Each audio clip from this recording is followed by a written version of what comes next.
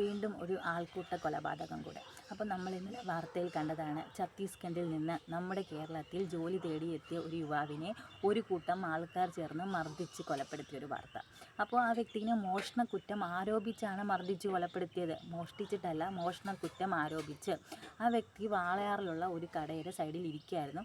അല്പം മദ്യപിച്ചിട്ടുണ്ടായിരുന്നു. കേരളവും കേരളത്തിലുള്ളവരും മദ്യപാനത്തിന് ഒട്ടും പിന്നിലോട്ടല്ല എന്നുള്ള കാര്യം നമ്മൾ ഓർക്കണം. അപ്പോൾ ഈ വ്യക്തി മോഷ്ടിക്കാൻ വന്നതാണോ എന്ന് കടയുടമയ്ക്ക് സംശയം തോന്നുകയും അദ്ദേഹം ആ നാട്ടിലുള്ള സന്മാർഗികളും നാടിനു വേണ്ടി നന്മ ചെയ്യുന്നതുമായ ഒരു കൂട്ടം ആൾക്കാരെ വിവരമറിയിക്കുകയാണ് ചെയ്തത്. അപ്പോൾ ആ വ്യക്തികൾ വന്ന് ഇദ്ദേഹത്തെ കൂട്ടം കൂടി ആക്രമിച്ചു.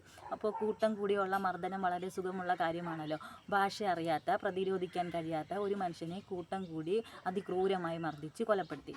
അദ്ദേഹം ബോധം കെട്ട് അവശനായി വീണു. പോലീസുകാർ വന്ന് ആശുപത്രിയിൽ എത്തിക്കുമ്പോഴത്തേക്കും അദ്ദേഹം മരിച്ചിരുന്നു. അദ്ദേഹത്തിൻ്റെ ശരീരത്തിൽ 40ഓളം പാടുകളും അതുപോലെ തന്നെ ചതവുകളും വടികൊണ്ടടിച്ച പാടുകളും ഉണ്ടായിരുന്നു കേട്ടോ. അതിക്രൂരമായിട്ടൊരു മനുഷ്യനെ കൊലപ്പെടുത്തിയെന്ന് വേണം പറയാൻ. അദ്ദേഹത്തിന് 2 കുട്ടികളാണുള്ളത്. 10ഉം 8ഉം വയസ്സായ 2 കുട്ടികൾ. ആ കുട്ടികളെയും ആ കുടുംബത്തെയും സംരക്ഷിക്കാൻ വേണ്ടിയാണ് അദ്ദേഹം കേരളത്തിലേക്ക് വന്നത്. കേരളത്തിൽ നിന്ന് ഇങ്ങനെയാണോ, കേരളത്തിലെ ജനങ്ങളിൽ നിന്ന് ഇങ്ങനെയാണോ നമ്മൾ പ്രതീക്ഷിക്കുന്നത്? അദ്ദേഹം ജോലിക്ക് വേണ്ടിയാണ് നമ്മുടെ നാട്ടിൽ വന്നത്. മോഷ്ടിച്ചിട്ടില്ല, മോഷണക്കുറ്റം ആരോപിച്ചിട്ടാണ്. അല്ലെങ്കിൽ മോഷണക്കുറ്റം ആരോപിക്കുകയോ അല്ലെങ്കിൽ നമ്മൾ സംശയാസ്പദമായി ഒരാളെ കണ്ടാൽ പോലീസ് വിവരം അറിയിക്കുകയല്ലേ ചെയ്യേണ്ടത്? കൂട്ടം കൂടി മർദ്ദിച്ച് കൊല്ലേണ്ട ആവശ്യമുണ്ടോ? അതായത് ഇതിനേക്കാളും തെറ്റ് ചെയ്തവരും കുട്ടികളെ പീഡിപ്പിച്ചവരും നമ്മുടെ നാട്ടിൽ സുഖമായി വിലസി നടക്കുമ്പോൾ ഒരു മനുഷ്യനെ പ്രതിരോധിക്കാൻ കഴിയാത്ത ഒരു മനുഷ്യനെ കൂട്ടം കൂടി മർദ്ദിച്ച് കൊലപ്പെടുത്തിയതിനോട് നിങ്ങൾ യോജിക്കുന്നുണ്ടോ? നിങ്ങളുടെ അഭിപ്രായങ്ങൾ തീർച്ചയായിട്ടും കമൻറ്റ് ബോക്സിൽ രേഖപ്പെടുത്തുക.